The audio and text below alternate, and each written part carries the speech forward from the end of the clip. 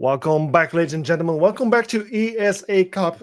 Tonight is going to be me and Bozamux and Rednex, who unfortunately does not have a camera, but he should be able to hear us. Let's do a little test if we can actually just to make sure. Rednex, can we hear you?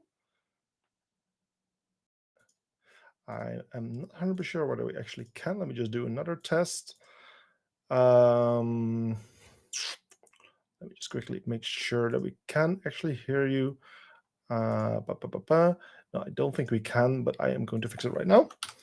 We are a bit of a makeshift team tonight, just to make sure that we can actually still bring this stream to you. But hopefully things are going to be better now. Rednex, let's do another test. Can the people hear you? No, that's still a no. Let's go for another try in the case.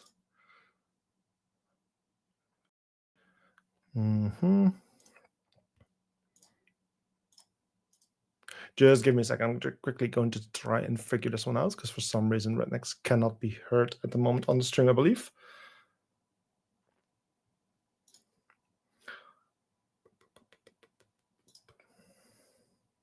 That's why. I figured out why that's the problem.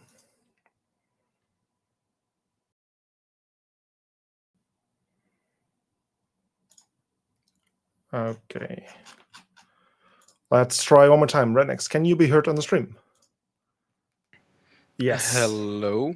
You're in now. Okay, people can at least finally. now hear. Let me make one double check on Twitch itself. You can be heard. Okay, finally the issues have been resolved. So apologies for the bit of the makeshift stream that we're having right now. Like I said, we're a bit of a makeshift team today, as we only know since yesterday that we are going to have the third place match today. As we had to postpone our second semifinal, which was originally supposed to take place on Tuesday, to Friday, which was yesterday. And for that reason, we only know that we're actually going to have a match today. And things can be tricky to actually find sufficient staff. But luckily, we managed. Rednex, managed to jump in for the cast. I'm also doing production. And behind the scenes, we also have Alex Norty, who you might know from the Minions, who's actually going to do the observing for this match. So, Rednex, what is the importance actually of this third place match? What are the teams playing for? Do you actually happen to know the prize pool? The teams are playing for obviously the glory on the third place. Who doesn't want that? And the fourth place gets a personal high five from me, and the third place gets €200. Well, that's a very interesting prize pool, I must say. But hey, yeah, it means it's a very important match. Unfortunately, both of these two teams, they lost to two incredible teams, Flawless 7 and what's the other team? Entropy Gaming are currently the teams that have qualified for the grand finals. These two teams are just going to fight for the third and fourth place within this competition. And they can no longer be the champion. They can no longer win the bigger prizes, but they can still fight for some glory and for that bit of a prize pool. And I must say, these two teams are some very, very good teams in my opinion. And I think we're up for a hell of a challenge. Let's just quickly take a look on which maps we're actually going to be seeing today, so we can actually get a better understanding of what this match will be like. So let's see right here. The map bands are now showing on the screen. We can now see where we will be going to. I will just walk over these visuals, as Rednex cannot see those at the moment, but of course he will hear me talk, so he still can at least give a bit of input onto it. But Border Clubhouse, Bank, and Consulates were the maps that have been banned for this match. And then Oregon and Cafe are the two maps that we are going to play at first. So we're starting out with Oregon with MDF on the offense. And then later, after that, we're going to Cafe Dostoevsky with Mafia Squad on the offense. And if it happens that one of the two teams wins one map each, then there's going to be the decider, which is going to be Night Haven Labs, where it already says defense start, but that's something that we will decide later on. So just ignore that for now. Well, of course, we were talking about the bracket as well a little bit before. Here we got the visual right here on the screen. We can see it right now. And here you can already see the results that we have had from the matches that we had earlier this week. It was MDF versus Flawless 7, where Flawless 7 managed to win and qualified for the grand finals. And Entropy then yesterday versus Mafia Squad, we also then secured their space for the grand finals.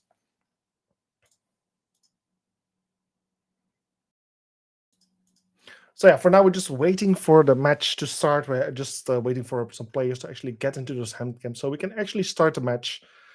And And, let me just quickly check.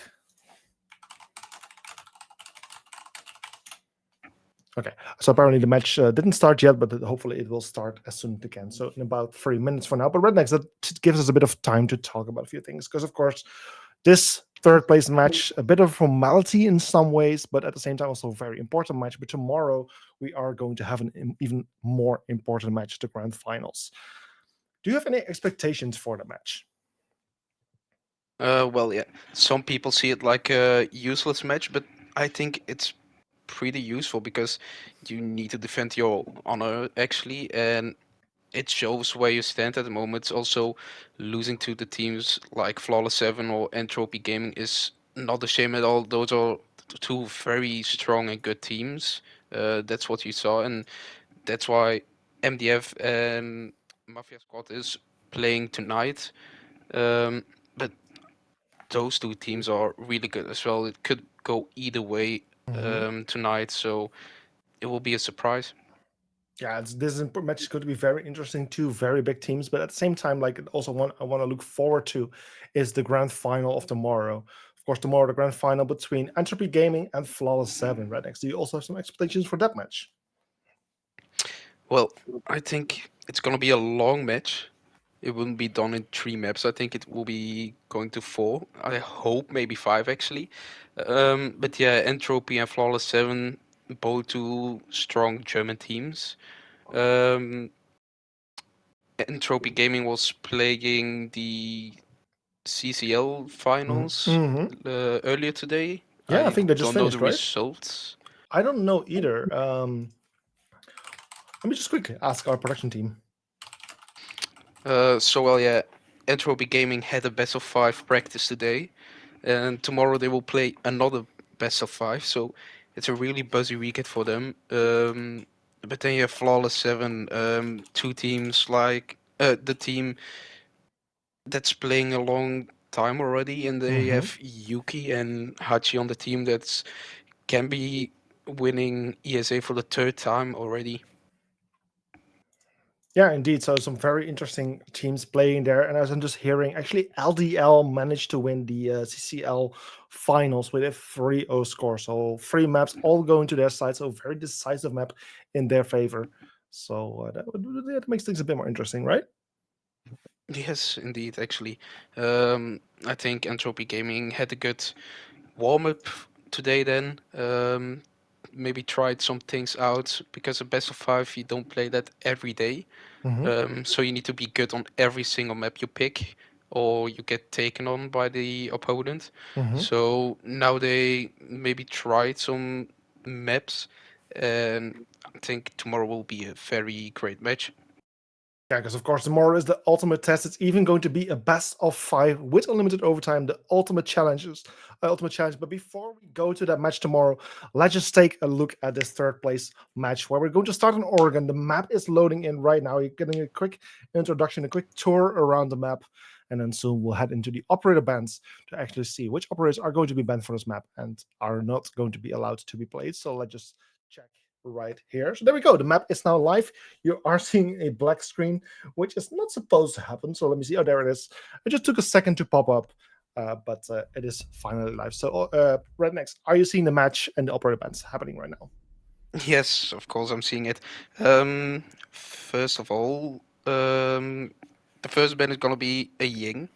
Um, Maybe a surprise for some people, but Ying is a very strong operator on this map. On every side, actually, she's very good to use in attack.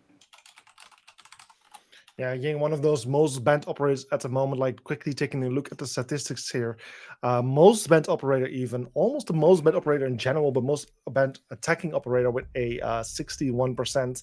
Just one operator getting banned even more and not banned so far yet, which is Solace with a 70.5%. But the Ying then followed by Grim and Azami, another final operator coming out. I mean, it might be that Solace that I was talking about. It could also be something like a Mira, a Grim, some very common operators. But in this case, it is going to be that Solace that I was talking about. And well, she is the one who is going to be banned here. Yeah, Solis and Azami, that's not really a surprise. I think those two operators are almost banned every single time. The Grim ban is kinda not being banned a lot.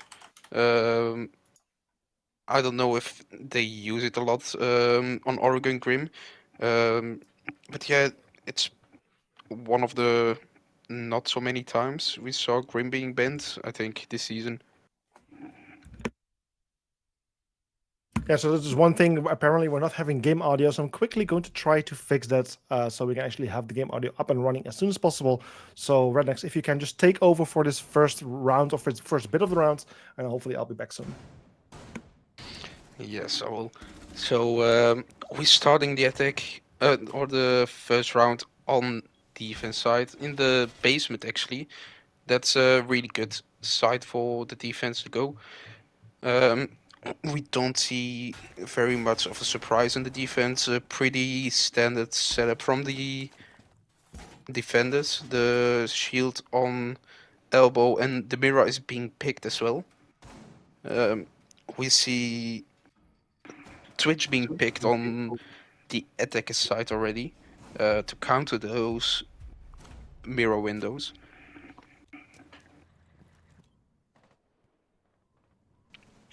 Also, Flores being picked by just. Flores is very good with his Retero drones to go in elbow there and take out the shield, so that's a lot of pressure gone already for them. We see Wamai being up on freezer, but barricading freezer door off, going downstairs, and there you see a quick entry already with the drones, and the most attackers spawned at the junkyards, at the small tower side, seeing the people entering in the main lobby already. A hatch of main lobby is being opened already by Nikon. And is holding the back stairs off so no one can rotate, and also placing an edge up down. Well, MDF did a very quick entry already in the site. It's 1 minute and the hatches are being opened already by them. That's why you pick Kate actually on this side. It's Kate on this side will be good because it takes a few seconds away from the push from the attackers, but we see the first pick coming out from Sanzo already on Variox. Yeah, that's Variox down to Ash, one of the top fragger or less fragger operators from the side of the attacking team, which is MDF. But at the same time, there's also a response there from Ana onto Senzo. That's the annoying Fenrir. We can no longer place any of his utility if he didn't, or reactivate and deactivate some of those. So both sides now suffering one casualty, bringing us to this 4 versus 4, where we are now about to approach this final minute. Oh, and that we'll see Harv getting taken out. Yeah, we see Mafia squad holding a very good hold on the freezer. Actually, the mirror window is still up, can be opened, and there's getting another pick from Yasuke already. Smoking the mirror window off, maybe to force a rotate to the left side of the boxes, getting a drop in, but getting denied already very quickly. Yeah, and that's the last attacker losing his life, meaning we are seeing a defensive win from the side of Mafia Squad. So putting the first point in their favor, 0-0.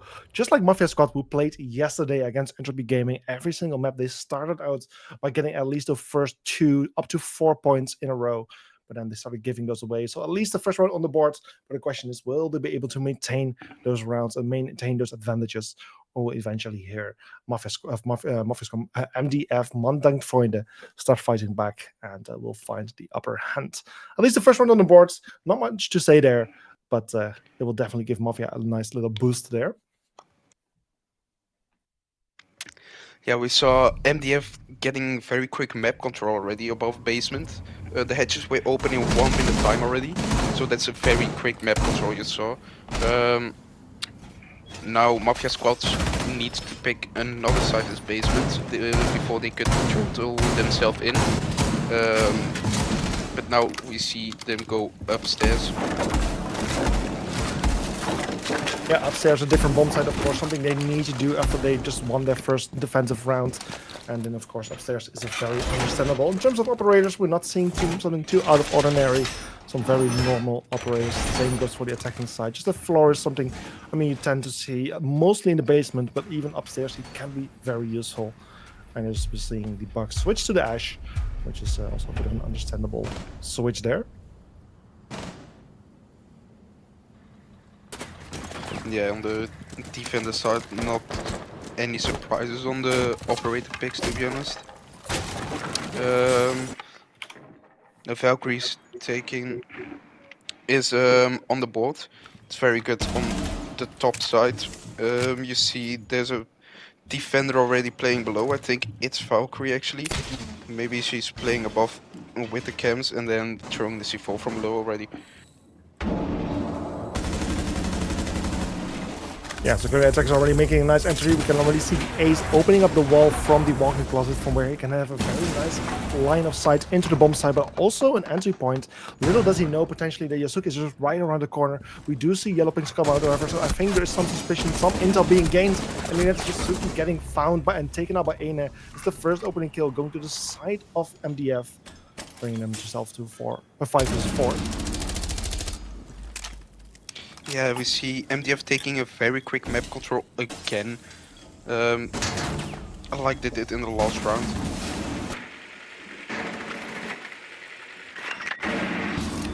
There's a Forest Domes as well coming out to deny some of that information. I mean, utility was placed, deployable shield being destroyed, 2 kills from each side, bringing us to this 4 versus 3 situation. But Tiger quickly getting another kill to equalize the man count and bring this to a 3 versus 3, where the line is starting to become very interesting and much closer.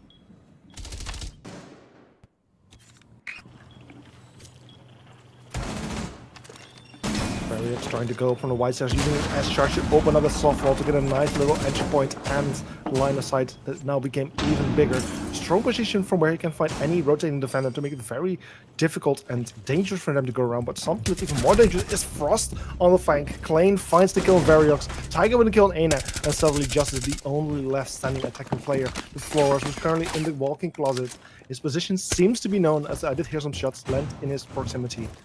And with 45 seconds, he does have some time to, well, gain some information, find where the defenders are playing, but it doesn't matter because Klein finds the kill, and that's yet again another round going to the side of Mafia squad, putting themselves on 0-2. Yeah, it was again a very strong start from Mafia squad. You saw that Variox had a call out that there was a defender below. He tried to hold the angle, but you saw the strong point of Valkyrie there, having a cam on the white stairs, picking out the exact spot of the Ash. That's a quick kill from the Frost that was there.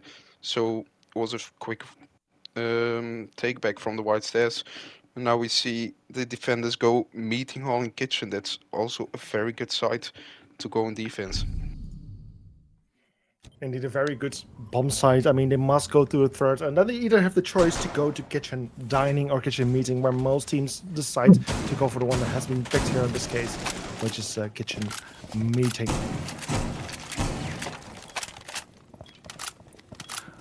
Likely defenders will start game. Oh, sorry, go on.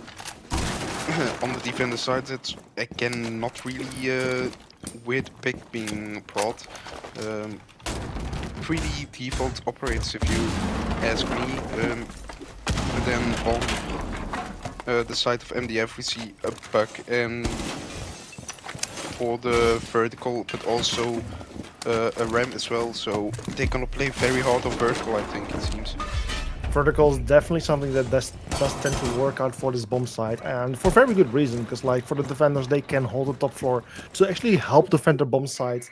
Like attackers can find a way inside, but as long as the defenders have top floor control, they can easily defend the bomb site from above. So it's very important for the defenders to hold the bomb site. But at the same time, if the defenders don't have control over the top floor and the attackers do, they can make it nearly impossible for the defenders to play on their own bomb sites. So that's why the top floor is so crucial.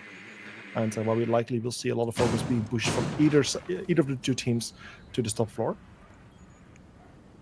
Yeah, it seems like MDF is taking the side of small tower already and being at the big window to open up, but then they just have Ash on the other side of the map, so you can really see them doing a kitchen push at the moment. A very strong push, in my opinion. Teams don't expect it a lot. And at this point, you see just Yash um, pinching the player above. And Half is getting the first pick already on the board on the bandit. That's a C4 gone already. Yeah, C4 gone already, a bit of utility lost there for the defensive side. Luckily, they still have the Valkyrie, who would likely play some very useful cameras, and who has the C4, but has just gets another kill towards the defensive side, and also Nickel with a kill on Yasuke. Suddenly things are going way more in the favor of MDF, just at the right moment when they really need it the most. Clay now being the last standing defender finds one kill onto one of the players. But with a 4 versus 1, turn to 2, 3 versus 1 right now, just ends the round just in time for Team MDF. And as the first point to the board, putting the score on 1-2. Yeah, MDF taking the first round. I think they must be happy at the moment. Taking that first round after 2 good startings as well.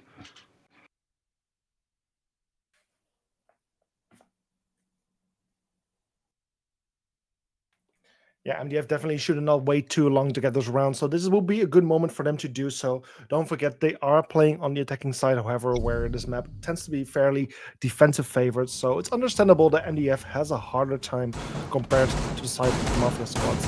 But let's say, like, if Mafia squads or MDF, like a 2-4 score would be good for either side. 2 rounds on the attack, where you then have a chance to go for the defense, but it's also at the same time for Mafia squad. If they get 4 rounds and then need to go to the offense, like, both have a score which is workable, which they can work with. So I can imagine that both these teams are looking for at least that score. But of course, the target is to get even better. Yeah. Let's see if MDF is going to do the same attack that they did last time. Last time didn't work out that well. If they're gonna do it, they need to change something. But let's see what they're gonna do. Attackers mostly coming here from the southeastern side, a very understandable place for the attackers to spawn at. I mean, it's just a strong location. You can easily go to a meeting, to open area from where you can open up those hatches, start putting pressure on the bomb site below. You have the rear stage stairs from where you can easily descend, but also construction and tunnel into blue. So attackers are currently spawning here, trying to get some information, trying to peel away some of those defensive layers. We can see Hibana, who's also being picked to likely open up those hatches. But also with the players who have the extension at elbow, the floors will need to find a way to deal with that one to weaken the position, because as long as the defenders have control over that, it will be very difficult for the attackers to gain control over the bomb site.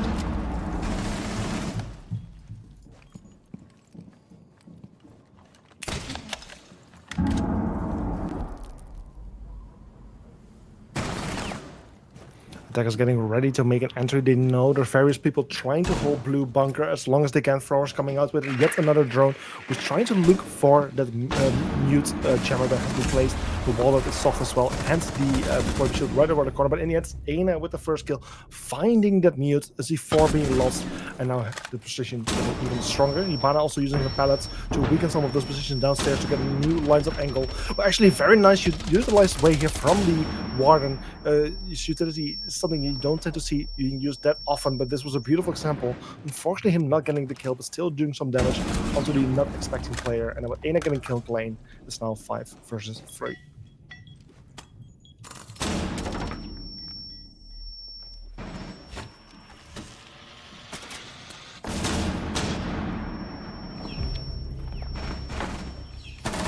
Yeah, we see the push coming in from NDF at the moment.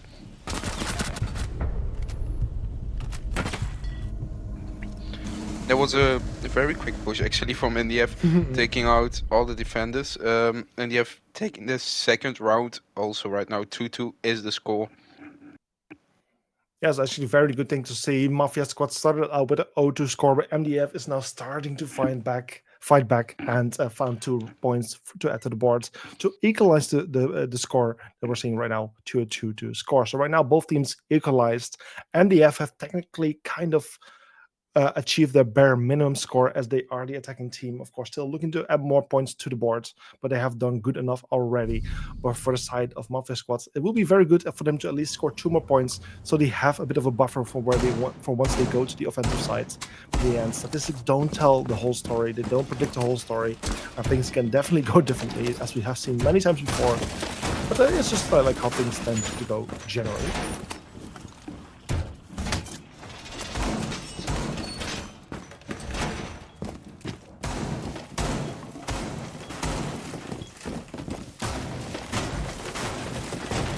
So the defenders once again going to that bottom floor, which they just lost after MDF successfully managed to attack it. So this will be the third time for them to pick it and to play it. One time they actually managed to win it. It was the very first round of this map, where then the previous round they actually lost. So currently a 1-1 score, a bit of a 50-50 success rate on this bomb side, and it's really up to them to, well, to find a way to actually do better and be more successful to win more rounds.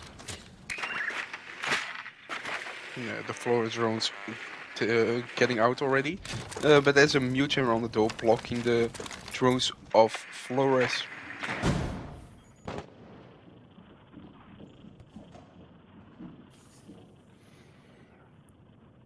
Yeah, bits of utility being placed there from the defensive side to hold back the attackers as long as they can. Same thing we're seeing here from two defenders who's currently playing in Big Tower. One like halfway up at 2F, with the other one is playing here at the rear stage. Now both falling back, but with the Mute playing with the shotgun at these stairs. We have seen so many times before how strong an operator like a Mute or a Smoke can be with a shotgun at this close proximity positioned. And here's the first one he finds. He gets the kill on Nikon. That's the Thatcher being taken care of. A huge loss for the attacking side. Luckily, there's only a Mute for them to deal with, but still, things will definitely get a bit more tricky for them as they can no longer deal with those Mute jammers as easily.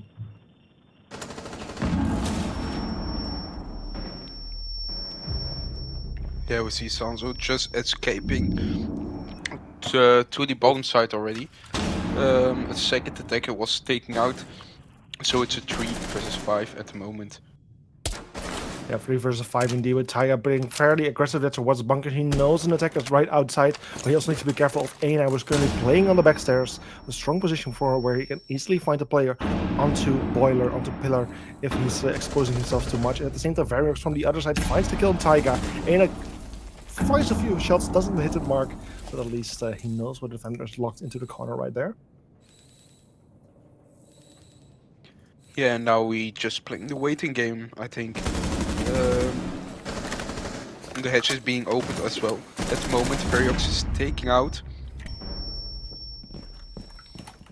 We see ANA pushing in, seeing the guy again in the corner. He's stuck there in the corner, he can't move because ANA is holding his ankle. But MDF need to do something. It's still 40 seconds remaining in the round, so Mafia can just sit back, relax, and wait till the push. Just waiting for the pusher there. As Hibana actually pushes in, she gets injured and gets finished off. So it's all coming out of Aina in this 1 versus 4 situation. A difficult position for him to be in, especially given the timer only being at 20 seconds remaining. So it's very limited time. He does have the diffuser, but his 4 defenders standing in his way. And I already feel like he's not feeling the chances to being too high. He's just waiting here, waiting for kills, waiting for any defender just rushing up the stairs for a free, nice little kill. But he's not looking to win this round, not even looking to attempt to actually go for an execute here. Sanzo even closing in, but the Nomads just waiting patiently. And in the end, surviving, of course, but therefore also losing the round, as now Mafia Squad gets yet another point and puts the score on 2-3 back in their favor. Yeah, Mafia Squad taking again a round, so it's 2 versus 3 now. Not a big surprise, to be honest, because Oregon is a very good defending map, actually. So it's not bad if you go 2-4 in the split. It can go either way, to be honest, still. Yeah, 2-3 score. At least things are getting a bit better from Mafia Squad, where we may expect it as well, given like the defensive favorness of a map like Oregon. One more round for them to go onto the defense, so one more chance to actually gain that advantage of a 2-4, which is desired at this point.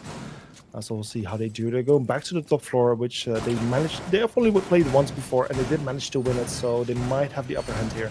But at the same time, NEF did get a taste of their defensive setup and might know what to expect. Yeah, we're seeing the Frost going all the way up at the tower at the moment, placing down Frost mats. Interesting, but also very good. I don't think you check the windows twice when you want to rappel in, so it can be very strong. Can be very strong indeed, and even stronger can be a spawn pick, something that we don't see as often anymore as the games tend to get more serious and serious, but still, especially that makes these spawn picks even stronger as they are no longer be expected that much anymore.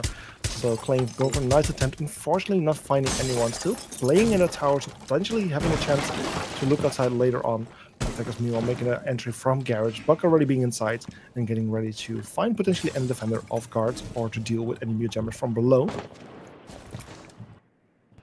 Yeah, the puck is being picked, so you may expect some vertical play from below. Yeah, that's definitely why they picked Buck, as he can use his utility from below. Unfortunately, though, Taiga gets a kill there on A, and that's the first attacker losing his life. Nomoto might not have placed all of her utilities so far. So there's a bit of a utility going down the drain, and the man advantage there gained for the attacking side. Frost also still playing in this big tower, waiting for to fight anyone, which she might do anytime, just right around the corner, just outside of her visibility. At the same time, Variox here on with the Buck from below, opening those lines of sight, creating those very strong lines of sight. Also, the gridlock working her way up to the white stairs, where she might be able to find a Legion and potentially find any kills and deny any rotations. Yeah, Legion is kind of stuck in the corner at the moment. Two plays way on the white stairs from MDF, and Just is still sitting on the big window there. Yeah, with a 4 versus 4, there's still 1 minute and 15 seconds remaining, so loads of time where anything can really happen. We can see Frost rotating her way back to kitchen from where she's now playing right below the bomb site. She might even be able to go for a flank there onto the gridlock, who is not expecting any flanks to happen, and especially with the Nomad being taken care of, those flanks are much more possible for themselves. Just those gridlock stingers won't stop defenders long enough, and Klein just coming right around the corner. He finds the gridlock, goes for the injure, not finished yet, but one more shot actually finishes the gridlock right now.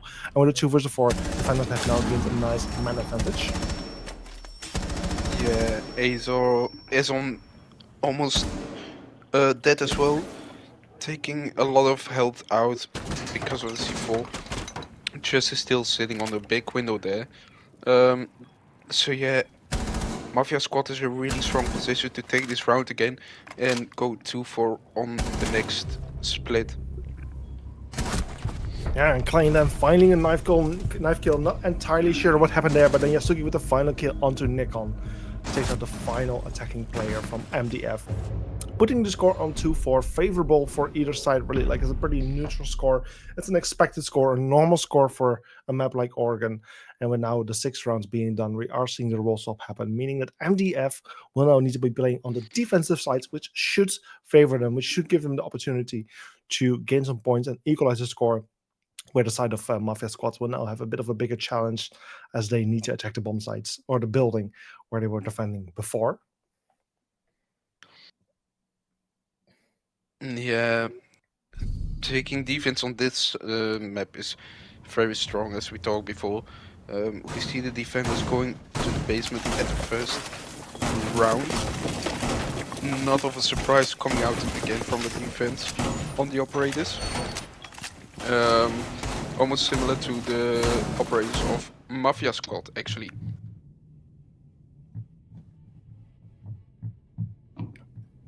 Yeah, bomb site that we have seen many times before. Now it's up to MDF to defend it and the side of Mafia squads to attack it. Of course, always this change of side always requires a bit of time to get used to, a bit of warming up. But we'll see which team will be able to adapt to this change even further. Like I said, it should technically benefit the side of MDF as the defensive side is favored. But with Mafia squad being a nice little advantage, they might also have a bit more confidence working in their favor. Yeah, and we saw the mute shotgun being brought out as well from NDF. Just is going back to freezer at the moment. Yeah, Freezer, one of those key positions to defend, is a very strong position to either defend or to push from as an attacker. We can see that Wamai playing there on those stairs with a barricaded door from where he can even look under. Attackers seem to be aware of potentially a threat being upstairs. We can see some walls being opened up, some rotation opportunities being made. But as far as I can see from every single outline, I think every single body of the defense is playing downstairs at the moment. So it might just be a way to distract the attacking team or for any flank routes later on to the match. But this is definitely going to cost the attacking team some time to clear the building and to start focusing onto the bomb site itself, where of course their target is located. Yeah, now over 1 minute in the round and the hatches are being opened by Yasuke. And we still see 2 people outside of the bunker. Variox is playing. Oh, pushing in. And that's a first kill actually coming out from Twitch. What an aggressive push that was. And gets refragged immediately after, but there's still one more player there. And Ibana dropping the hatch, showing her guns. Unfortunately, position was known, just quickly responding to that, and Aina with a kill there on Kanzi, who was descending those backstairs. Suddenly attacks losing loads of lives, being in a very difficult position, playing in some trouble, getting loads of damage, but still getting down to just with a 3 versus 2, still in favor here of the defensive side.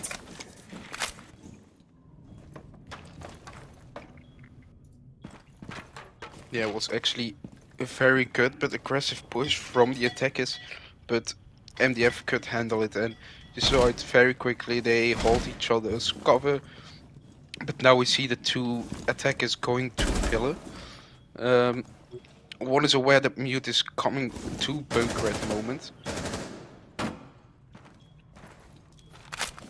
Yeah, bunker, one of the key positions that the attackers are starting to take control of, but Klein already be inside of Boyer is in a very strong position. The question is, does he know about the player on the floor inside of Freezer? He does not know. He looks in the position, but did not expect him to be on the floor, and now it's all coming down to Taiga, who just got taken out by Nikon, and that's the side of MDF securing their first point here on the defense since they have switched to it.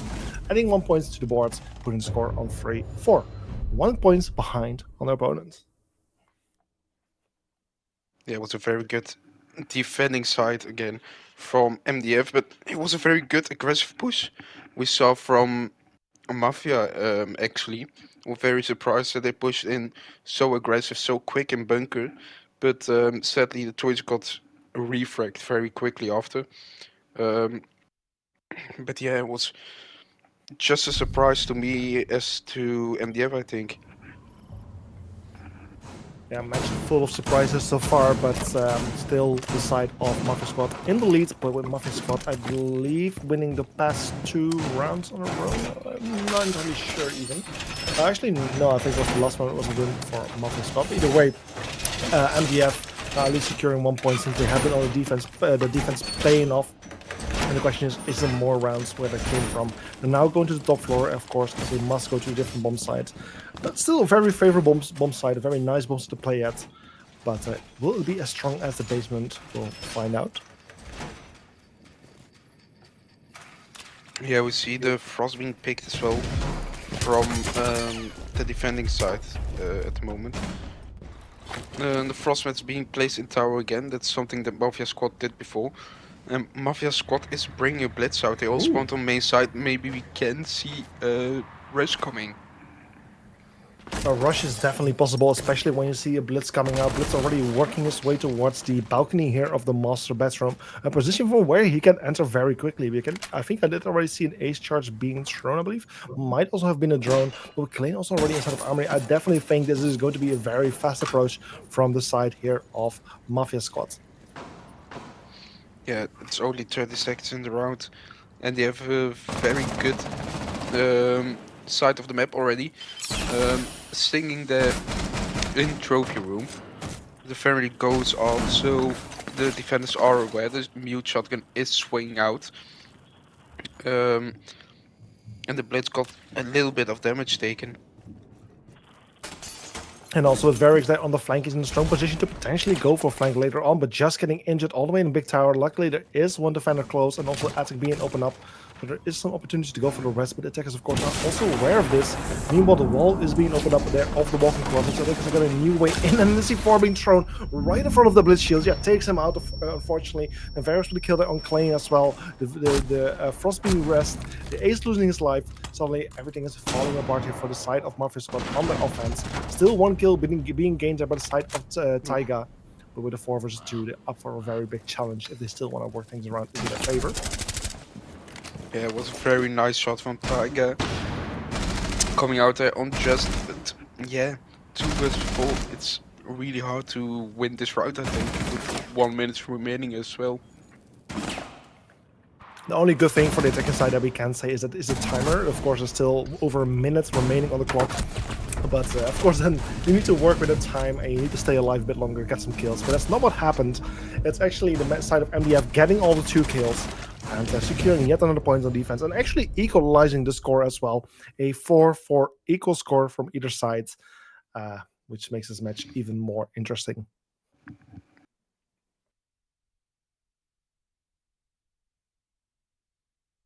Because, of course, MDF, they managed to win 2 rounds on their offense and now 2 rounds on the defense. And since the defense has been going fairly well for them, I mean, they played 2 and won 2. There's potentially even more rounds to come. Yes, they need to go to a bit more of a tricky bomb site, which is going to be Meeting Kitchen. But MDF seems to be doing pretty well so far, right, Max? Yeah, it's actually a very good start on the defense they do. Taking that back-to-back round. Now they're going Kitchen and Meeting. If they win this round, they actually had a good defending start. And they could go to the basement again after that for their 4th round on defense. That they win very good, so if they win this round, they have very good confidence, I think. Definitely, yeah. That's also something that Mafia Squad did not manage to do. Mafia Squad did not manage to win all 3 bomb sites like that they have played.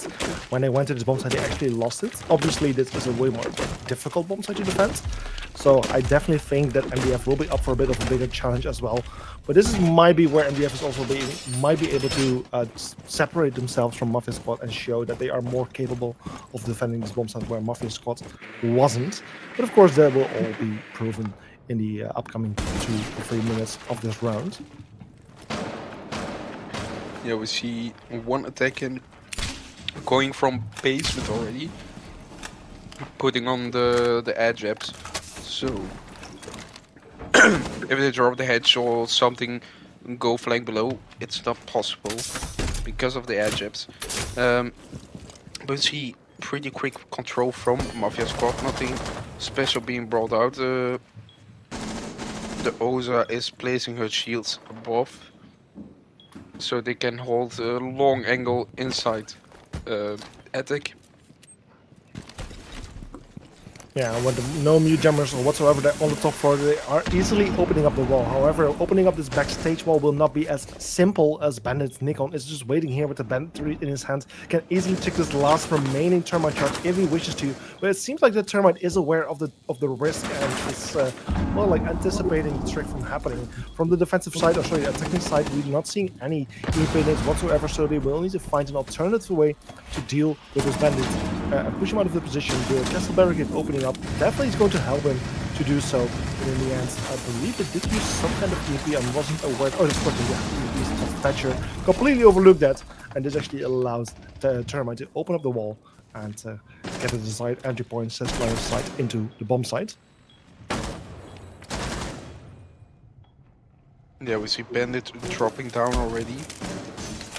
That's actually very good for us. Sanzo is getting close on the door at the moment. Yeah, even working his way into the bomb site, he has some side control. Obviously, there is still defenders playing. There's even Echo still in play, and still a 5 versus 5 with 50 seconds remaining. So this round is going to end in one big bloodbath. The question is on which side does the most casualties will fall. The first defender loses his life from the side of MDF. 2 kills from the side from MDF onto Yasuki and Klein. Defender being injured by the side of Taiga. A 3 versus 3, very equal man count. Osa hopping in from the window onto the kitchen hallway. 2 versus 3 now in the advantage of the attacking team of Mafia Squad. Also, Variox falling to the side of Oza, and suddenly everything is coming down to Aina. Aina in a 1 versus 3, where the diffuser is now being planted by Kenzie and will soon finish planting. Yes, there we go. Diffuser on the floor. Timer now working in the disadvantage of Aina. He has only 39 seconds remaining to find 3 attackers who are still sitting in his way, and then to dismantle the diffuser, for which he needs at least 7 seconds. He managed to find 1 kill, but then Senzo finds the final one and secures a round for the side of Mafia Squad. And just like Mafia Squad, where they only managed to win 2 defensive rounds on a row, the same goes for MDF. And suddenly, Mafia Squad has regained the lead after they just lost it the previous round. Yeah, it was a very good push coming out from Mafia Squad. Sorry, from Mafia Squad actually. Holding a deep angle, like I said above, with the Oza. Now we see the defending side of MDF go for the basement again. A very good side from for them in the past. So let's see. I just want to get once again an opportunity for MDF to differentiate themselves from the side of Mafia Squad, because of course Mafia Squad played this bomb site 3 times in total, of which they managed to win it twice and lost it once. So MDF going to what's by far the strongest bomb site of the map, and potentially one of the stronger bomb sites in the entire game, as there's just so many hard walls, so many hard ceilings, and no way to push from below either. So a very strong bomb site where, of course, MDF likes to go the most to, and we'll see how they do when the side of Mafia Squad starts attacking this bomb site.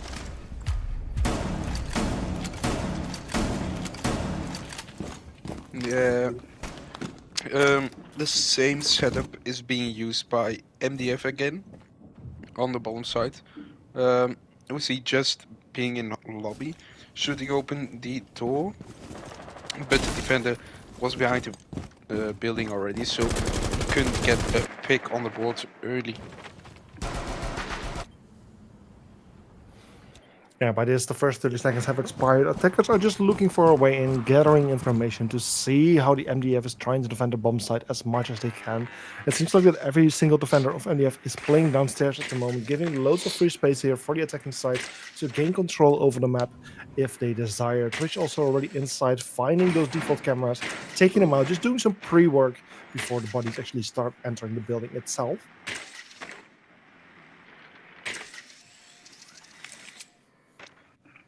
Yeah, Twitch is going in with her drone, trying to take out the mirror windows.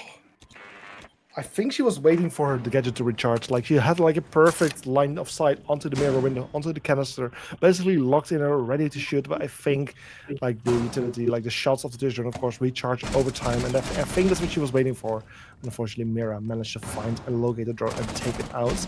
Meanwhile, a bit of damage happening to either side. The Mute and the Florist losing some HP, but no casualties yet. And just look at the timer. 1 minute and 30 seconds already expired. Also 1 minute and 30 seconds remaining. And now finally we see the first player fall, or at least getting injured. The Hibana Yasuke is down on the floor. Seems to be in open area meeting, who is now getting revived. So still in play, but in a very dangerous position in terms of HP. With Kensington getting kill Aina, and another kill on Just. A nice double kill there. Nikon gets a kill on Yasuke, and that's a 3 versus 4. Yeah, Half is getting a bit aggressive. There's 2 people still outside the bunker. Yeah.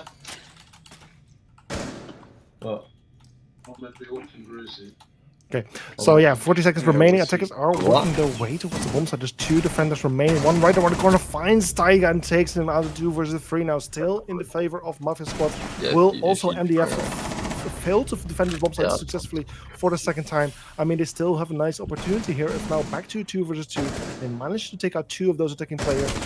Also, the Thatcher is fairly low on HP and the time is running out. The side of Mafia Squad needs to make their move very, very soon, as they don't have much time remaining. It's Claim with the kill on the Variox. Now Nikon is the only left standing defender. The Mira currently inside the freezer gets found as well and gets taken care of. Somehow the second time when you play the freezer, you're just not managing to win it. That's what's happening to both of the 2 teams here. But one thing that's even more interesting is that Mafia Squad has now gained their 6th point for this map and is therefore now on map points and only 1 round away from securing the first map point. Yeah, let's see where the defending side is going again. It looks like they're going for the basement again.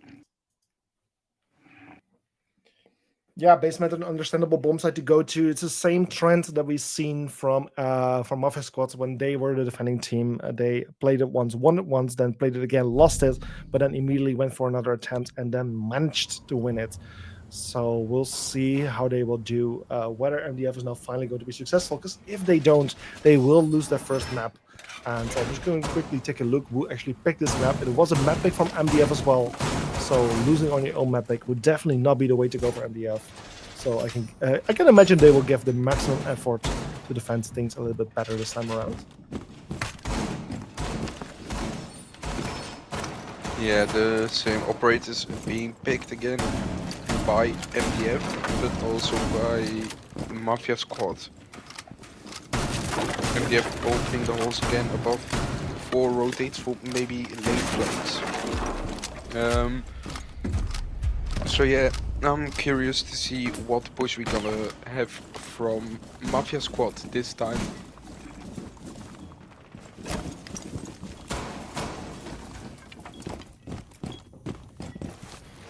Yeah, so the preparation phase have now ended. The attackers will now make their way towards the building. You can already see a Flores drone come out immediately. Will likely take out the barricade, some barbed wire that was placed, and potentially some more utility like that, like utility from the Fenrir. I guess the second drone is coming out to find the target this time around. Did they find it? Yes, it seems like the Fenrir utility has been dealt with. I mean, it can be a pain in the ass, but also they could have considered that they do have a Twitch available to deal with it herself.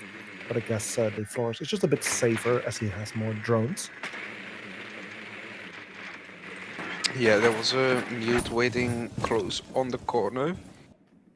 So yeah, it was a safe option to pick the Flores, I think. Yeah, meanwhile, we're still seeing the Twitch drone here roaming around, potentially looking for those mirror windows, which can be very strong if held properly. And at the same time, there's still a Fenrir utility, there's the My discs, there's mute jammers, loads of utility for the Twitch to find, so she's definitely looking for that. Meanwhile, also hatches being opened up.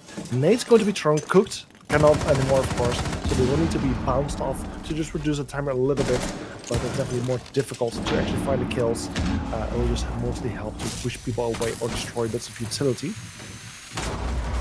And oh, there's the kill. Plane getting a kill onto the player who was playing right below the hatch of the mute. Not taken care of. First kill going to the side of Mafia Squad. 4 versus 5 right next. Yeah, and it's 4 versus 4 at the moment. It can go either way. 1 minute remaining.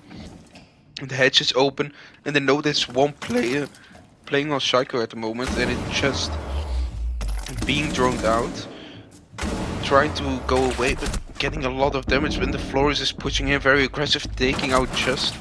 Now going for the other man, but it's just a bloodbath at the moment. It's one big kill fest, resulting in Nikon from MDF being the last standing player for the team. He actually needs to clutch this if he wants to give his team another chance to still win this map, but he's in a very difficult position. His position is known. He can hide behind the shield, but there's also a player coming from the boss itself. But yet he finds the kill. Klein gets taken care of. But Nikon is now very low in HP, a very difficult position for him to be in. Tesher, however, also in a tricky position. There's very little time remaining for him to find the mirror or to get the diffuser onto the floor.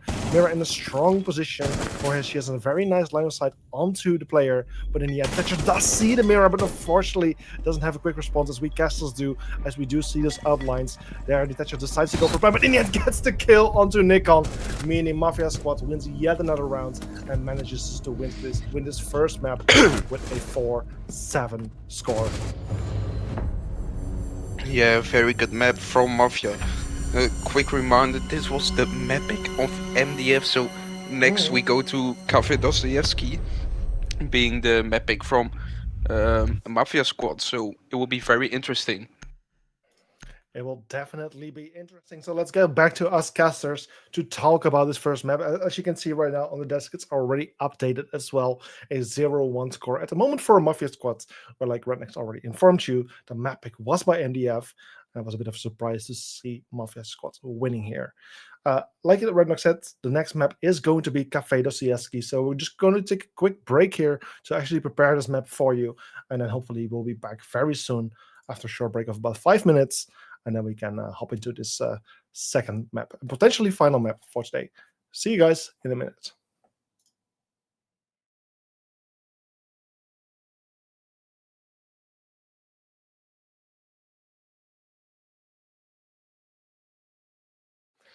And Hello, welcome everyone. back. After a short break, we're back here for the second map of today, Cafe Dostoevsky, where we previously... Oh, this is not supposed to be shown. We are suddenly showing the castles. Let's just go to the game, which is what we are supposed to be seeing right now.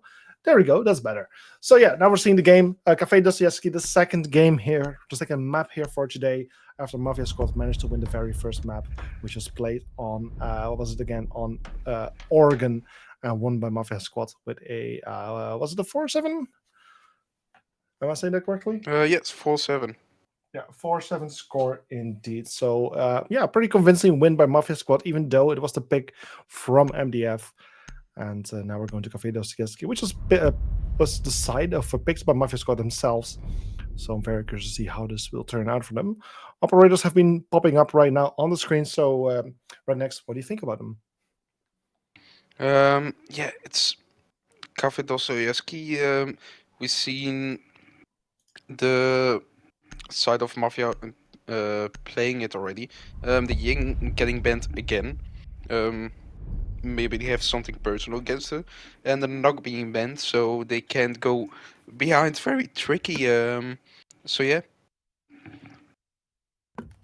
Yeah, so Mira, Nuk, and Ying off the board. One final defender to go, which will then come from MDF. I can imagine a Valkyrie, I can imagine a Solace. A Fenrir would also indeed be definitely an option, and this is in the case the one that's happening. So with these operator bans, we can now start with this game. Where we're now going to round 1, where it's going to be MDF on the defense and Mafia squads on the offense. So the first bomb site we're going to is Cocktail Lounge Bar, the top floor bomb site, a very normal first pick really for the defensive side. And this is where MDF is going to be playing. Operator-wise, also seeing nothing out of ordinary. Valkyrie definitely going to make her way towards the map of Cafe Dostoevsky, a map where her success rate is fairly high, but also then Azami, who can, I mean, basically the architect of the game, who can really reshape some lines of sights and entry points, or whatever, like, yeah, some grounds to her own liking.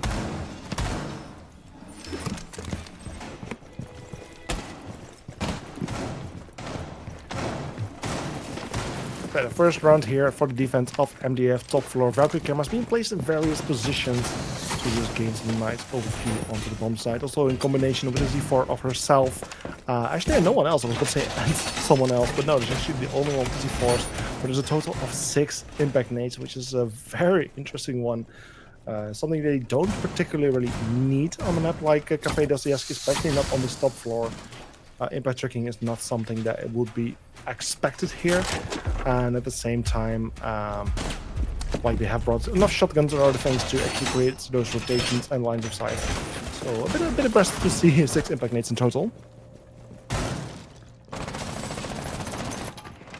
So yeah, with the preparation phase coming to an end, the action phase has now begun, meaning that the members of Mafia Squad have spawned around the building and will try to find their way towards the bomb site. Of course, Cafe Dostoevsky, quite a tall building with the rooftop playing an important factor. Usually about the first half of the round, or first half of the round, 30 seconds of the half minute is being used to actually climb the building and find some foothold there. From after where they will open up those hatches, rappel into the windows, and mine the skylights to make to put some pressure onto the bomb site itself.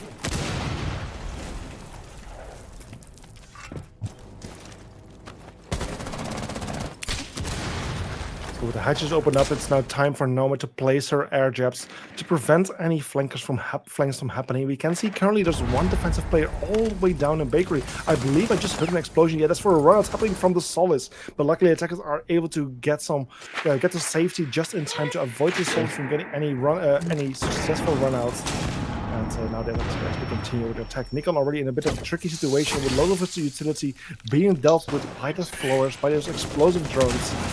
And well, there again, another explosion happens to take out those keeper barricades. Luckily, she has a few more, and there might be still one more on the way. Now, I actually think that was a final one, but she's definitely getting pressured quite a lot at the moment.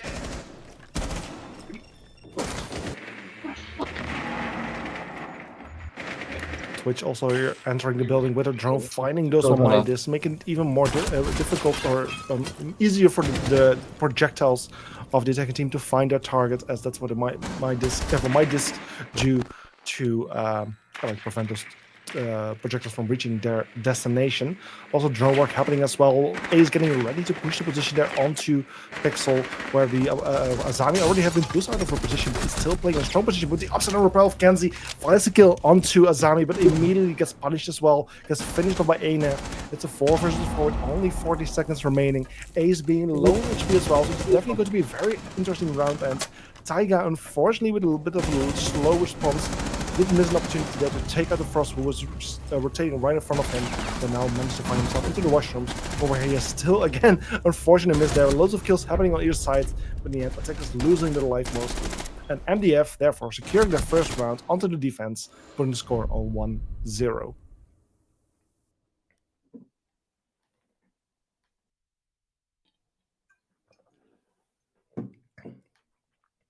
So yeah, my co-caster Rednex unfortunately having a bit of an issue right now with his RTMP, like for where he can actually view the game. So he's currently working on actually sorting those issues, so he can hopefully rejoin me soon. But for now, as long as he's not here, it will just be me, Bosmax, solo casting.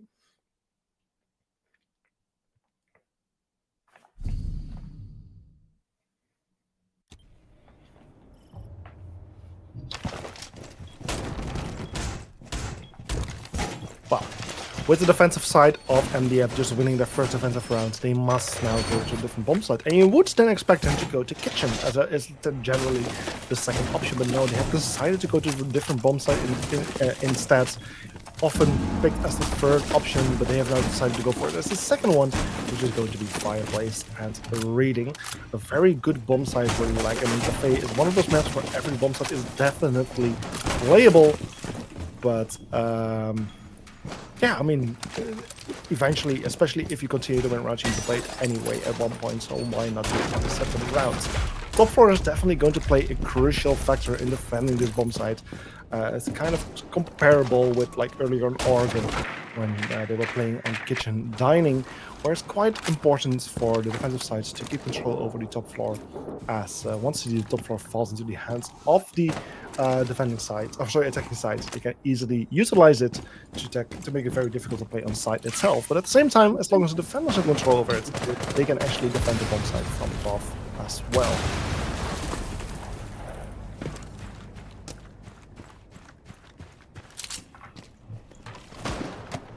And quickly replacing his armored barricade, as he still has some remaining Ash, therefore kind of wasting her Ash charges, but luckily she still has some of those breaching charges, just like the IQ does. So dealing with those castle barricades shouldn't be too much of a problem later on. Meanwhile, Suzuki getting their first kill onto Justice. The Soul is taking care of one big pain in the ass, gone for the attacking side. So that's a nice win here for the side of Mafia squad, with Tiger now also entering the building as one of the first of his team. Aina and Wamai, so the Castle and Wamai both playing here up top. I can imagine there's one more player up top here potentially, but it might just be those two defenders, as of course there's only 4 defenders left in total. Barrett with a very nice line of sight, perfectly looking in the right direction, but mysteriously not hitting a single shot onto the Ram, who's playing inside of Cigar Lounge. A third defender now making his way upstairs. That's Nikon playing as the Thorn, who's now going to help out to hold back the second side as long as they can and to defend this crucial top floor.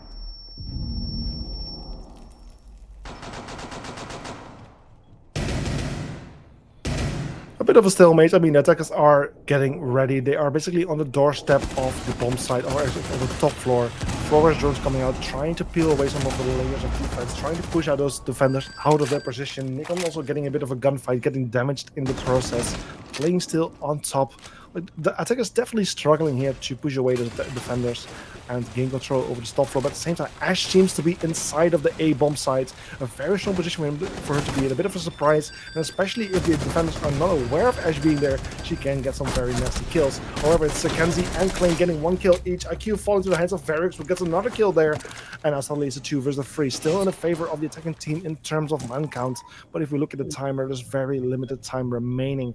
Only 25 seconds for the attackers to actually go for the plant. And with Flores the one holding the diffuser onto the white side, he does not have a good opportunity to actually make his way to the bomb site. Actually, no, it was not him, but he's now inside of Fireplace Hall, came from trains, now does go for the plant with Kenzie on the cover and Yasuke playing from...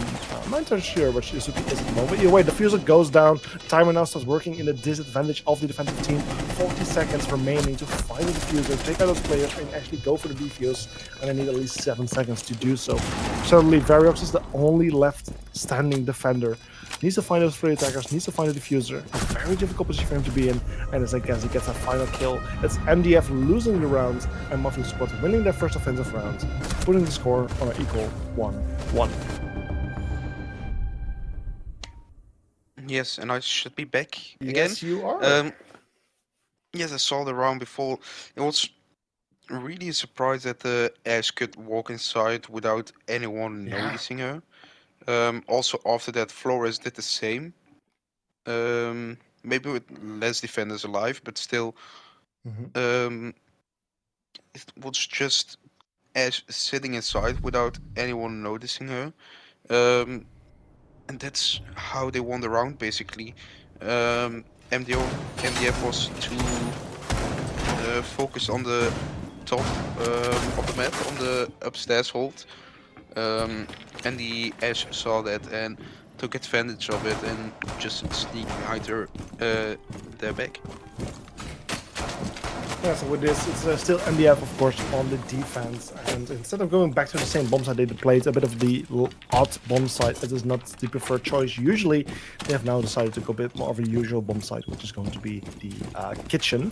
Interestingly, like, not the usual way, is opening up here the freezer to create a bit of a rotation point where they're going to play at Christmas with a deployable shield, something you tend to see quite often, but not all the time. It's definitely not your standard rank strat. With this way, they're going to defend the bomb site and even have an opportunity to easily rotate back into it.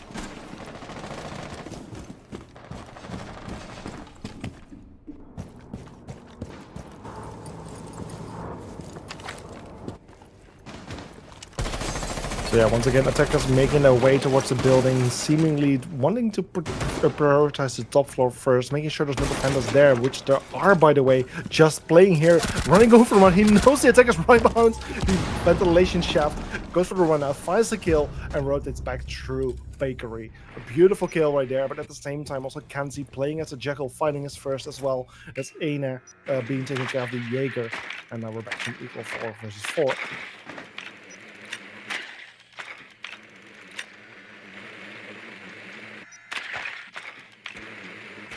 Attackers trying to find information, trying to find out where those defenders are playing. I believe every single one of them is now playing downstairs, either in or near site. So attackers have at least gained that top floor control, but unfortunately they did lose one of the crucial operators, which is the bug to create that verticality. But luckily they did bring the Ram, who can do so as well. And at the same time, actually no bridging charges, but the Ram will do just fine to open up some new lines of sight into the kitchen itself.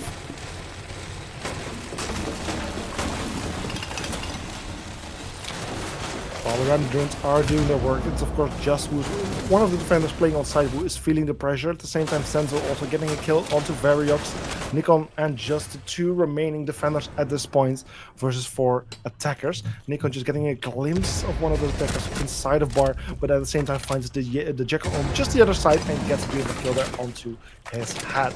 The 2 versus 3 with still 1 minute remaining. Loads of time for the attacking team to get control of the bomb site, to find a way in and find a kill on their other player, which is just. And at the same time, Yuzuki gets the kill onto Nikon, gets another round here onto the board for the side of Mafia Squad and puts them in the lead with score 1-2.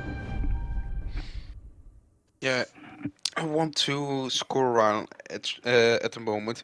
The beginning of the round was actually a good start from MDF, we thought, with the early, quite funny kill from the jump out, but then ANA got refragged very quickly after that, and yeah, it just MDF need to change something on their defense side, because last map they played very poor defense as well, and now they're doing it again, and they need to step up on the defense side right now to make a chance on this map, I think.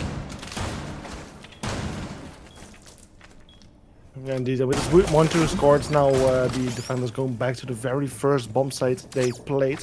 I'm just trying to remember, but I actually believe, yeah, they did win this one before. The first time they played it, they actually managed to win it.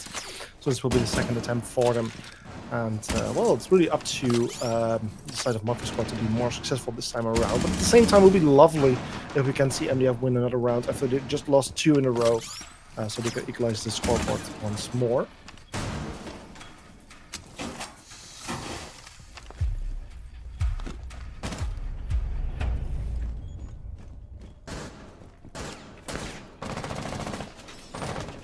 With the preparation phase coming to an end, it's once again up to the attackers to make their way towards the building, where likely they will start prioritizing the top floor control first before. Interestingly, we're seeing a player who seems to be AFK at this point, a bit of a tricky position as well, but luckily by now the player has woken up and is starting to move as well, because if he would have decided to stay there, he might have been able to be found from the skylights and give a free kill to the opposing team.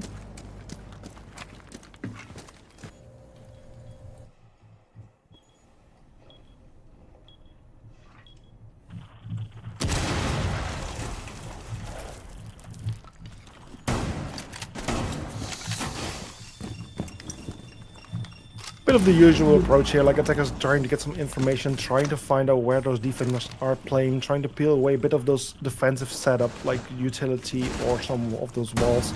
Currently Ayla playing here with a shotgun on Cigar balcony.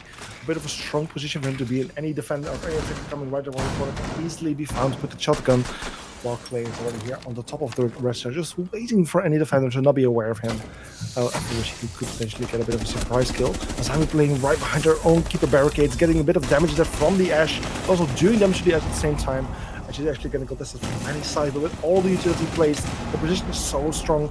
The Mace, however, still managed to find the target. What might be somehow not doing their work or already being taken care of. And now with all those explosions, loads of utility has been dealt with. But the question is, are they aware of her rotating into the closet here? I don't think they do, but unfortunately she misses her shots, gives away her position, and gets found instead. 2 defenders losing their life in a short time right behind each other, and also they were 3 versus 5 situation. Made it a 2 versus 5 as Kenzie also gets killed there onto Variox.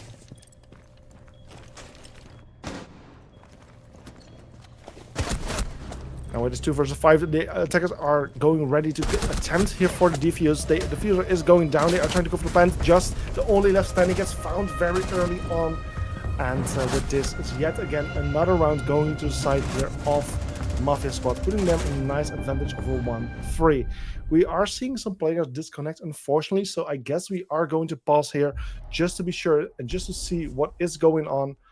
And yeah, just a bit of a pause happening here. So we're just wondering what's happening. I haven't got a word, but I guess the players have already come back. I'm hearing, yeah, it's about a 1 minute pause here, so the game should resume soon. But hey, Rednecks, there's a bit of an opportunity here for us to talk about what this means for MDF, who are definitely struggling on the defense. Well, this should kind of benefit them. Yeah, it was a really strong round actually from Mafia Squad coming out. A flawless round, I think it was. I think so. Yes. So yeah, flawless round coming out. So they did their job actually excellent. You can't describe it otherwise. The taking a very aggressive a role from Mafia Squad is maybe a hard thing to adapt for NDF. Mafia Squad is really aggressive on the entry. You saw that on the Azami. She had nowhere to go, and she got found very quickly afterwards. Hmm. And yeah, everyone is back in the lobby, it seems like. Luckily, it wasn't any big problem on the side of MDF. Yeah, luckily no big problems, no rehills needed, so thank God for that, because those can easily take up to 5 or 10 minutes even. I'm very happy that we are able to resume the game without any further problems. I also just took a quick peek at the statistics of ESA Cup. Cafe Dostoevsky definitely being in defensive favor, but not as much as other maps like Oregon, which we have seen before. It's 51 defensive favor, 51% defensive favorites versus a 49 attacking favor. So actually pretty close to each other, but definitely a bit of a favor for the defending side, which is something that we're not seeing from NDF at this moment.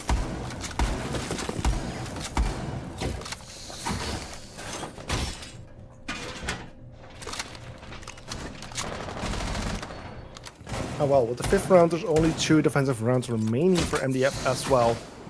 So it will be ideal if they can get the upcoming 2 rounds onto the board for themselves, after which they have been losing 3 rounds in total now. So if they can still turn this into a 3 versus 3 score, then there's definitely a good opportunity for them to also score some points once they go to the attacking side and potentially win this map, which then would bring us to the final map, to the silo map, which would be 19 laps. But it's definitely up to MDF. They need to score some points, because if they keep losing rounds for a bit longer, then things will get very, very tricky for them.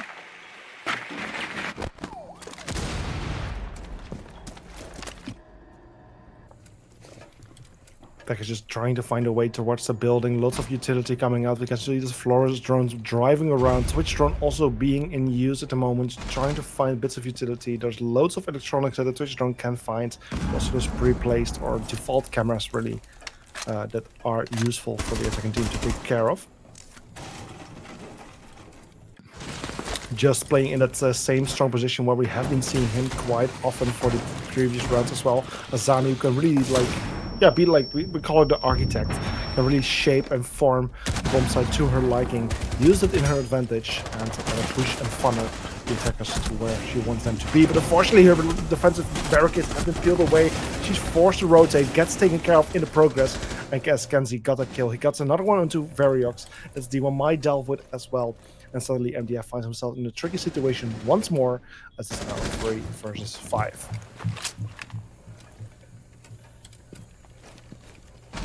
And with the 3 versus 5, we're now heading to the last minute, where Aina finally finds the first kill for the team. Takes Senzo the Twitch with a great F2 in hands. And Harvey, I think it's Harvey, I think that's the name, but at least it's the Frost here playing at the Washrooms, gets a nice kill on the upside down rappel. Aina with a kill on Yasuki, and suddenly the man advantage from the attacking side of Mafia Squad is completely lost, turned into the favor of MDF. Who are now finding themselves in a 3 versus 2 situation. The timer, however, getting fairly low, as there's only 30 seconds remaining. Kenzie, therefore, is forced to make his way into the bomb site. He needs to find kills, get the fuse onto the floor. Klein, unfortunately, getting injured in the process, and Kenzie now the only one left standing. 2 versus 1 triple kill came out earlier, but Kenzie is the one left standing for the side of Mafia Squad. To maintain the win streak that they have been on, he can turn it into a 4, which is currently a 3.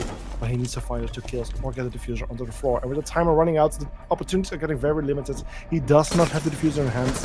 And with the defenders playing it safe, staying put, he gets found in the end. And it's a round going to the side of MDF. Boom score on 2-3.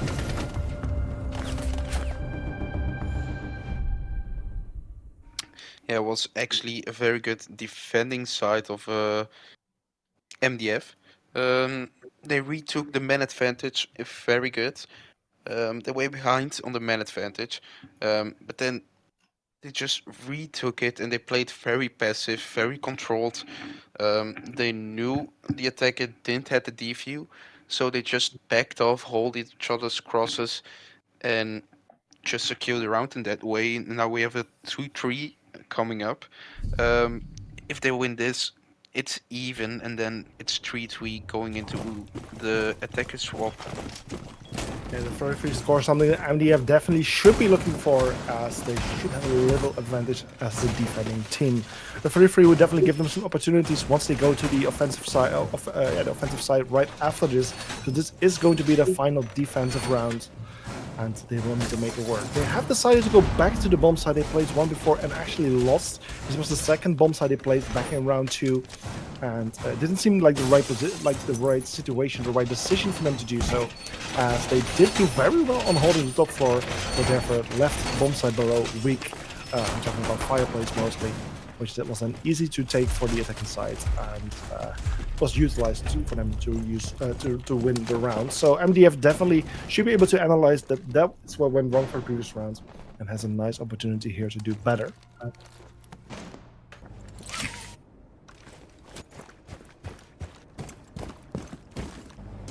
So with this final offensive round now as well for the side of Mafia Squad now starting, they are also looking to add another point. It turns just into a 2 versus 4, which will be a very, very good score for them. But we're just waiting for that to see how this will go. Kenzie easily, of course, with his breaching charge, can easily take care of those pre-placed castle barricades. Very weak to those ash charges as well. And this way, the bits of utility from the castle are being dealt with very, very easily.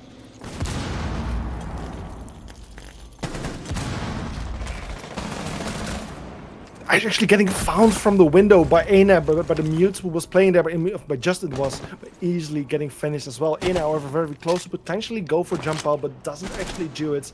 Very unfortunate there from Justin, loses his life like that and not secure the kill onto Kenzie. It was a beautiful, beautiful attempt, which unfortunately completely backfired and is not helping MDF at this moment.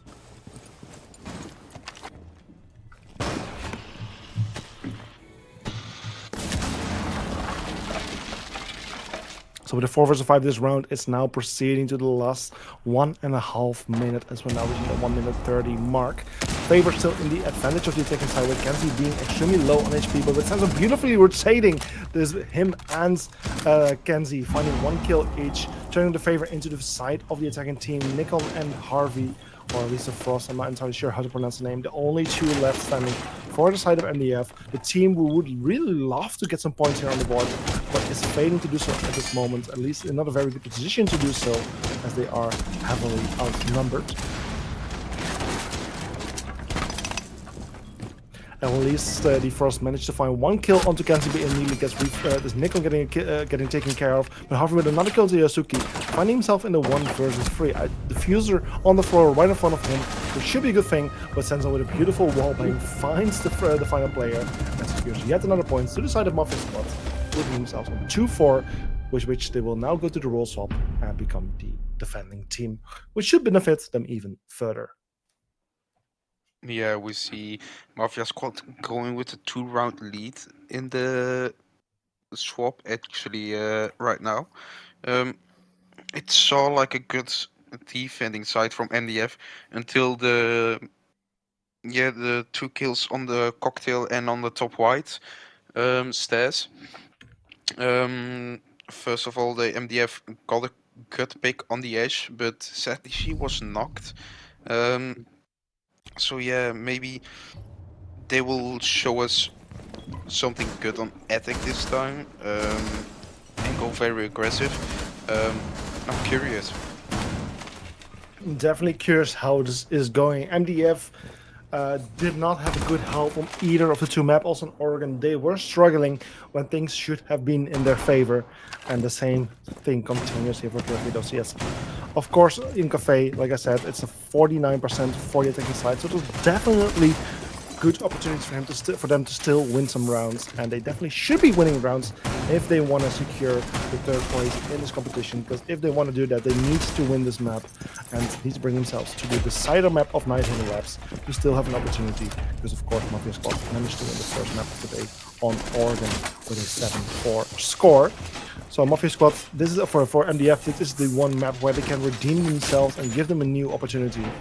But to do so, they will first need to win 2 rounds to equalize the score, and then another 3 to actually win this map. So big challenge ahead for the side of MDF, but definitely not impossible.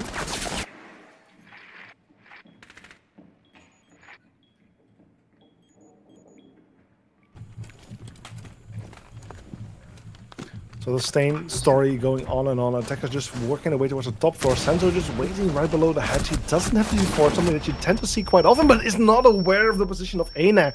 Aina all the way on the eastern side of the building, on the rappel on the window, finds the unexpected Senzo and gets a beautiful opening kill for the side of MDF. Exactly what MDF needs, but what they don't need is Klein going for the jump out, a beautiful and dangerous jump out, because he will need to find a way to get back into the building, and with some attackers on the rooftop or already inside the building, they will be able to find him, but actually he still managed to work his way back into the building, can rotate over by White. But as Harvey gets a kill on the Yasuke, it's still the attackers in a man advantage, with Harvey extremely low on HP. But man advantage is what counts the most in this case. But as Kenzie then gets a kill on Harvey, it's back to an equal man count and brings us to the 3 versus 3 within the first 100 minutes. Taiga, however, continues and goes on punishing MDF even further. Very much sees an opportunity, drops into from the skylight, is now inside the bar, inside of the bomb site, but unfortunately there's no one to be found. He fires some shots, gives away his position, and unfortunately doesn't land his shots and gets punished for it. Now just playing as the Ash, the only left standing attacking player for the side of MDF. Still on the rappel on the outside. 1 minute remaining on the clock, so he does have an opportunity here to just take things a bit slower, gain some information, and find some kills one by one.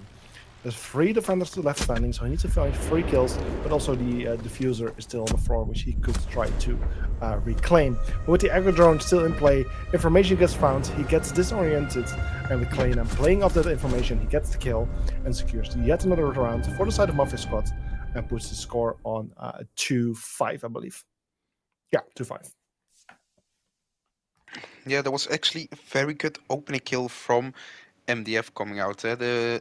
It was a 1x, and the 1x is so strong on Cafe and definitely on top floor.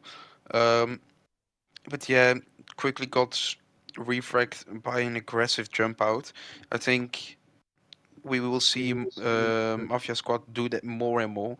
They like to play this aggressive style, but then you also saw the discipline they had with the Echo, just holding the angle, Echo pinging and giving the information to the players. That's how Ash got killed in the end, but also how Ace got killed.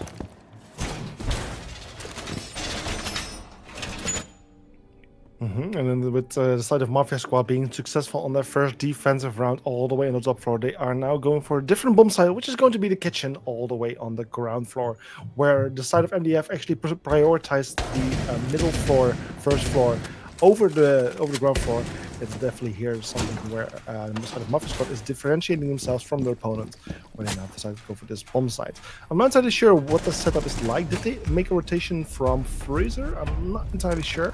Is it something that MDF did? No, I don't think so. Right? It's more a bit of a bakery hold. They don't have any shotguns or slug shotguns or anything. They only have the impacts, and it looks like everyone kept their impacts in pocket. It seems a bit more of the old school bakery hold, something that was the most usual defensive setup for this bomb site back in the days after Café Dostoevsky got reworked. After which we saw a bit more of creative new ways coming up, which I was mentioning. Freezer being opened up and people playing inside of the Christmas tree with deployable shields. Something that Mafia Squad is not going for. They're going, like I said, a bit more for the old school setup, but one that we haven't really seen for some time. And the question is, to what extent MDF is actually ready for such a setup and will be able to counter it. Yeah, Valkyrie is sitting there on her drone, on her Valcams, pre-placing a C4. It's actually very good C4. Most people don't put it there because they don't expect it. But yeah, a very good place to be. We see MDF taking the top floor control first, trying to drone everything out. But all the defenders, it looks like, are below. So it just go for them.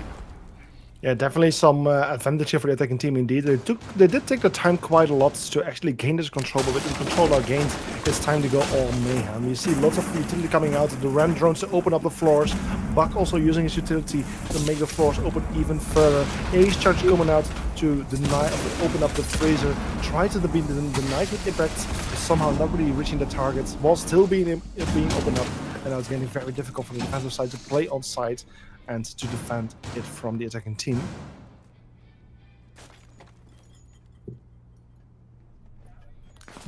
And as we're now reaching that 1 minute mark, I was about to say not a single casualty has been fallen, but at the same time, Klein getting a kill there onto Harvey. That's Ash from the side of MDF lost. Once again, the attackers losing their first member early, or like as the first casualty on their side.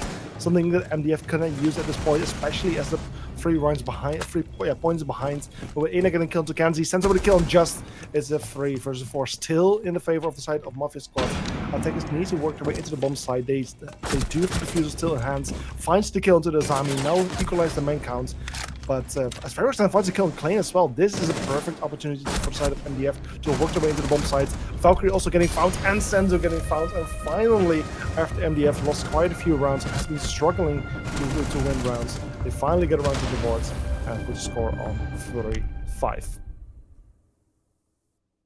Yeah, there was definitely a good time for Variox to frag out. A very good 3k coming. That's actually how they clutch around. Yeah, MDF took really good top control. They opened everything up above that was necessary. Half was the first casualty to fall by the vertical actually, and then the funny thing is most people use the Azamis to block a line of sight, but Mafia squad decided to block some verticals off actually to hold freeze them all.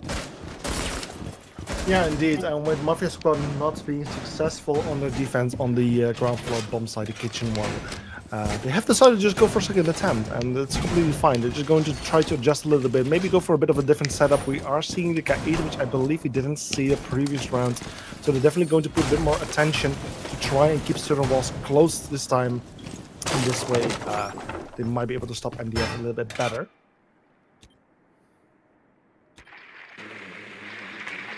Like, one of the things they didn't do the previous round was have anyone on the roam really, so they gave MDF quite a bit of free space to enter the building fairly quickly.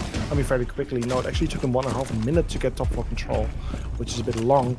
But from the moment, they had a lot of free playing room really to benefit from that and make it very difficult for the side of Mafia squad to play on the side.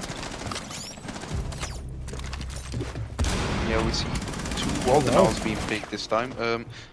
Last time it wasn't any Waldenal being picked. It was Valkyrie and Goyle was switched off, I think, if I'm checking it quickly. So now they have a Mute and a Kate, so they want to go very safely at the moment. They want to go for that match point. But yeah, this isn't a good start. Maybe can go better now. No, it's still the first casualty falling on the side of Mafia squad. Yeah, they were going for a bit of an aggressive approach. Both Senzo and Klein trying to go for spawn peaks or at least find some attacking players not being aware out on the outside. But Klein got found instead, got punished for his aggressiveness. Where also Senzo barely made it out alive. He did do a bit of damage on Nikon, but in the end, the effort didn't really pay off that much as he was hoping for. First minute has expired and the attackers are making their way into the building. They have got some top floor control, and with again 0 roamers on the loose, attackers will easily find a way to the second floor as well, or first floor, however you want to call it, the floor right above the bomb site, and will start putting loads of pressure once again.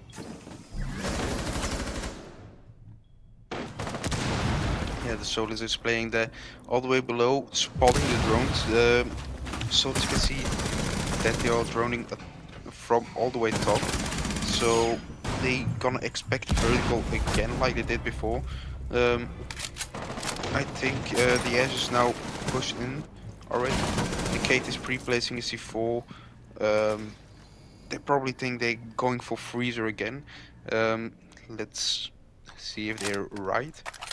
Actually, somehow Yosuke managed to work his way all the way to the top floor, where he can actually go for a very nasty flank. 2 attackers on the floor, 1 on the floor right now as Nico is still injured, and Aina got finished. It's all coming to Harvey, who's currently playing here on the corridor towards mining room. He has some verticality, which he can benefit from, as he does see some defenders playing right below him. But I think the Mute is still on the loose. He's right behind him. Yellow Pinks came out, which warns the S just in time, after which he now found the kill. However, still 1 versus 3 with only 30 seconds remaining. The Ash does not have the diffuser. He's still 1 floor above. He needs to work his way towards the bomb site very, very soon. But Solos is waiting on the red stairs, finds the kill. Senzo and secures yet another round for the side of Mafia Squad. Puts the score on 3-6, and that's map and series points for Mafia Squad. Yeah, my point coming out for Mafia Squad. Actually, they're playing very good. It's not a surprise.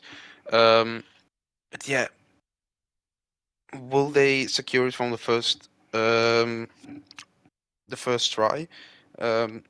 We will see. And well, we will go. Let's see what side they're gonna pick.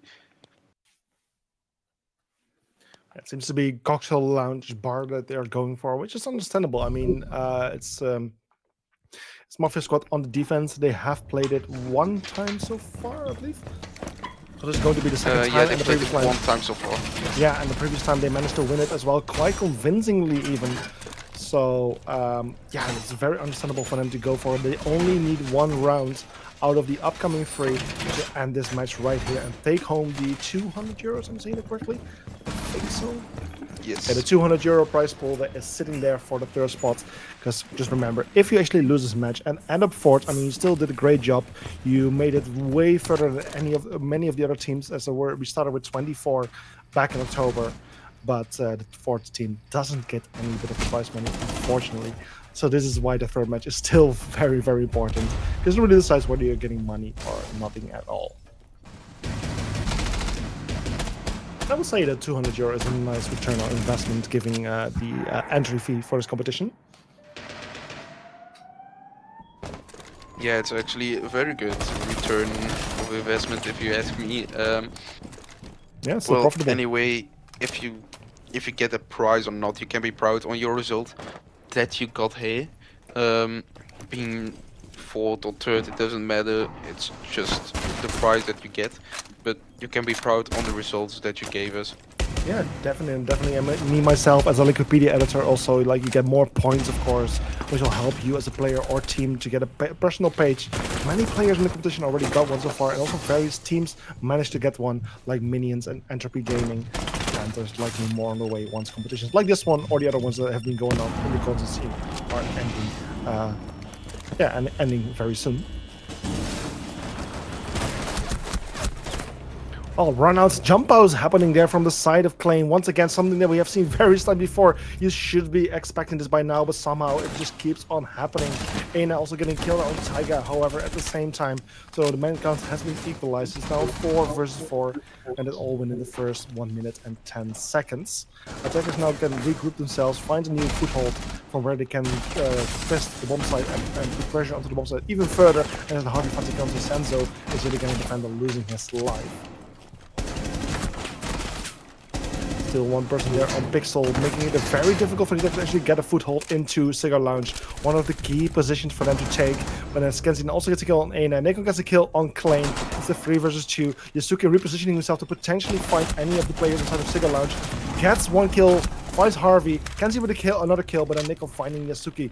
Brings us to a 1 versus 1. This 1 versus 1 is extremely important, because if Kenzie clutches it out, finds his final kill, they will win this round, they will win this match, and will end up 3rd. But if Nikon actually manages to get a kill onto Kenzie here, then they will at least extend their life a little bit longer and stay in this game and provide some new chances for themselves as a team. 40 seconds remaining, very limited time. Klein has Echo Drones likely still intact, so his team is able to provide information, but no! Nico manages to find his way and sneak around, find Kenzie, gets the kill, and gets around onto the board for MDF and extends their life a little bit further. It's now a 4-6 score, still map and series point for Mafia Squads, but at least MDF got a little bit closer.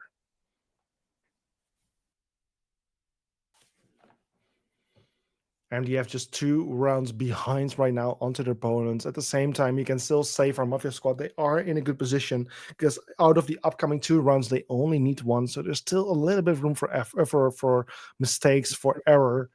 And talking about error, they lost the previous round onto Cocktail Lounge and Bar, which are now going to give a second chance, a second attempt onto this bomb site, which I mean, of course, they have now played it twice, in which they won it once and lost it once.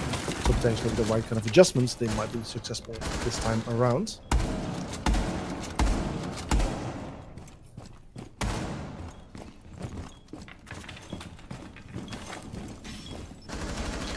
like we saw before, the very aggressive jump out again from Mafia squad on the same side actually as the last time. And now they doing it, going for the same setup again, or the same objective. Last time was really close, but maybe they can do it this time. Let's hope NDF gets a good round as they did before.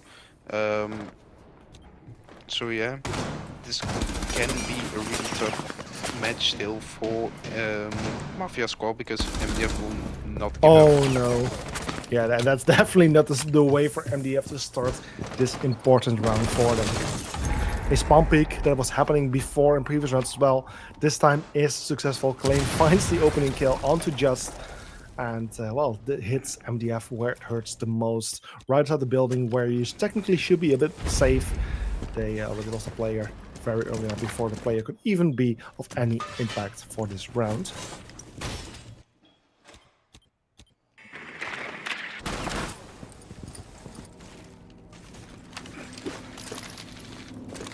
So the round's now continuing with the 4 versus 5. First minute now expiring. Attackers will soon try to enter the building. We can already hear some ace charges going off. They're trying to open up that red wall to create a new entry point and line of sight into Sigil Lounge. Heavily fortified by the Azami, played by Taiga, who of course can place his own barricades and strengthen his position even further. Senzo at the same time throws the C4, he knows the IQ is right there and gets an easy kill onto Harvey. 2 attackers down right now, a 3 versus 5. It's starting to more and more seem like this round will be going to side of Mafia squad. Even some players potentially having some disconnection issues or just giving up on the team really. We don't really know. There's 2 players of MDF already leaving the match, so things are not looking great for them. But with a 3 versus 5, there's still 3 members from MDF who can make a difference, who can yet again win another round and extend the chances, but they need to get some kills, and that's not what we're seeing happening. Senzo gets the kill onto Nikon. A 2 versus 5 right now. Aina and Variox, the 2 left standing attackers, and oh no! Unfortunately missing loads of the shots, unfortunately not securing the kill, and now it's all coming down to Aina. Even more members of MDF leaving the match. Unfortunate to see that. Not really the kind of sportsmanship we're hoping for, and not really the good thing for Aina, who needs all the support from this team at the moment to watch the drones, to give him the information, give him the emotional support as well. As Aina now gets a counter plane and extends his chances even further. It's a 1 versus 3 with Senzo extremely low on HP. Yasuke trying to find Aina. He knows Aina is there. Aina knows Yasuke is there as well. This is a gunfight between 2 players. Hatches being opened up. Attackers, defenders being very aggressive and starting to become more like an attacker as they are trying to hunt down this final player. They want to end this match right here and right now, but Aina is not giving up. He's just waiting for defenders to make their move, to make a mistake, but at the same time, time is running out. He needs to work his way towards the bomb site to still have a chance to win this round. But with 10 seconds and him still being downstairs, it's not looking like he's going to win the round. No, the round is all over. The member of MDF falls to the hands of Yasuke, and the side of Mafia squad secures yet another round and wins this match. Yeah, so we know who our third place team is at the moment. GG will play to MDF, but also to our third place. So just on the podium, Mafia squad. Yeah, Mafia squad securing the 3rd place. Well deserved, if you ask me. They definitely stood out above the team. Oh, actually, I forgot to change. Excuse me. Sometimes you tend to forget that you're not just casting, but you're also on the producer for tonight. But yeah, there we are. We're back on the cameras. We're back with the casters. You can see me now and the beautiful picture, the Christmas picture of Rednecks. Hello. But yeah, either way, yeah, like it's MDF unfortunately losing, Mafia squad securing that 3rd place and the 200 euros that come with it. So a beautiful accomplishment by them. Like I was saying, they have definitely proven their worth and shown that they were a better team than MDF, or at least better performing today than MDF was.